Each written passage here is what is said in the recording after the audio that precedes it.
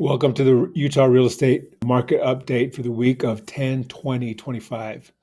What we've got is active listings are up to 13,650, which is near the record highs that we've had. In April, we were at 11,000. That's up 23% year over year. Average days on market is now 66, the longest stretch this year. Sellers can't just slap a price on and expect weekend offers anymore.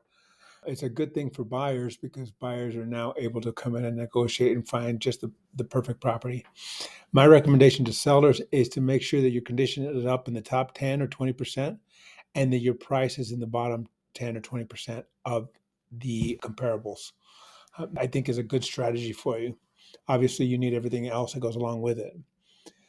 Check this out. Over 1,400 price reductions were made this week alone.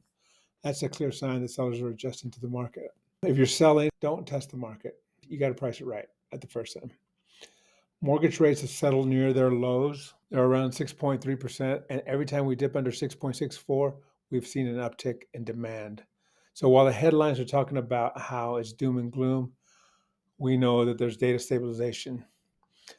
Affordability is still a real challenge. So let me tell you about affordability. Utah is at 74. What that means is the average buyer only makes 74% of the income necessary to buy the median home here in Utah, which is $514,900. So we still have an affordability challenge. What does this mean? We're shifting to a healthier, more sustainable market. There are deals, especially if you act before the end of the year slowdown. I have a little bit more information I think you'd like. Let me move this over here so you can see it. The average mortgage rate now is 4.3%. That's up from 3.8%. That means that the lock-in rate is going away. People are starting to move out of their homes and get higher mortgages. The other thing that's really cool is that the average homeowner has a 55.8% equity position. That means that their loans only represent 44.2% of the value of their home. New home sales have hit a 3-year high. Even small builders are showing optimism. Rates are near 6%, proving sufficient for builder activity. Sales growth is expected even if the rates stay at the 6% range. The lock-in effect is receding.